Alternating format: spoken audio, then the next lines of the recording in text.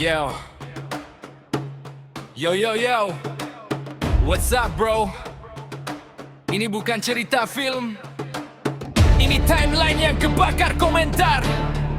Nama besar ditarik ke arena, semua orang jadi analis dadakan. Keyboard jadi palu hakim, dan rumor jadi amunisi. Lampu kamera nyala, timeline meledak. Nama presiden disebut Joko Widodo, masuk dalam badai opini publik. Cerita lama muncul lagi dari arsip berita. Ijazah kuliah jadi bahan diskusi negara. Fakultas Kehutanan kampus di Yogyakarta, Universitas Gadjah Mada tercatat dalam sejarahnya. Tahun 85 nama itu lulus, tapi internet kadang suka bikin gaduh.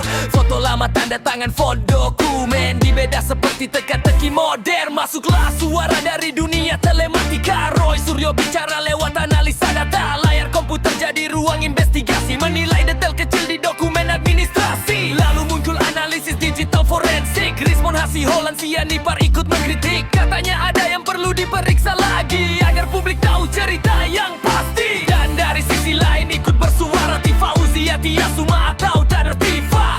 Timeline makin panas setiap hari, netizen ikut jadi komentator negeri. Timeline panas, komentar bertebaran, opini jadi senjata di tenai keramaian. Semua bicara paling benar, semua merasa paling pintar. Tapi waktu terus berjalan dan fakta mulai perlahan datang. Ketika debat makin melebar kemana-mana, masuklah perkara ke jalur hukum negara. Dokumen diperiksa, saksi dipanggil, berita televisi mulai menampilkan profil. Arsip kampus dibuka dari lemari tua, data mahasiswa diperiksa semua. Teman kuliah dan dosen bicara, mengingat kembali masa kuliah yang lama. Ruang penyidikan penuh kamera, media menunggu perkembangan cerita. Saksi datang memberi keterangan untuk memperjelas polemik panjang. Netizen terus saling beradu, timeline jadi arena adu argumen baru. Ada yang percaya, ada yang menolak, ada juga yang hanya ikut berteriak. Hey, ini negeri komentar.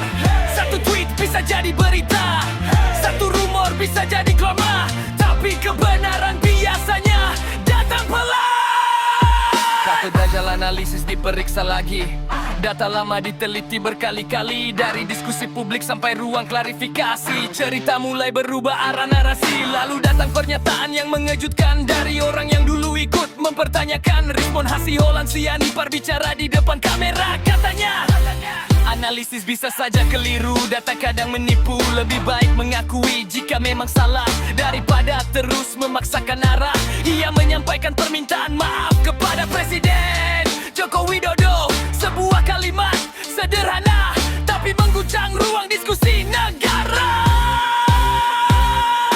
Kadang manusia salah membaca tanda, kadang data terlihat berbeda, tapi yang paling berani adalah orang yang mau berkata, saya minta maaf. Kadang manusia salah membaca tanda, kadang data terlihat berbeda, tapi yang paling berani adalah orang yang mau berkata, saya minta maaf. Kadang manusia salah membaca tanda, kadang data terlihat berbeda, tapi yang paling berani adalah orang yang mau berkata, saya minta maaf. Kadang manusia salah membaca tanda, kadang data terlihat berbeda, tapi yang paling berani adalah orang yang mau berkata, saya minta maaf. Cerita ini bukan cuma soal satu dokumen, tapi tentang bagaimana opini dimainkan. Zaman internet cepat, emosi lebih cepat, kadang fakta malah datang terlambat. Nama tokoh jadi bahan perdebatan, media sosial jadi ruang pengadilan. Satu kata bisa jadi badai, satu klarifikasi bisa mengubah arah cerita.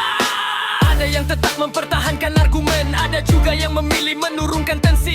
Tapi sejarah selalu menulis pelan, siapa yang bicara dan siapa yang rela. Dan timeline panas akhirnya mulai reda, kata-kata keras pelan-pelan berubah nada. Karena dibalik semua drama ada satu pelajaran besar. Berani bicara itu mudah, berani mengakui salah, itu yang luar biasa.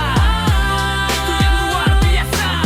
Berani bicara itu mudah, berani mengakui salah, itu yang luar biasa. Itu yang luar biasa.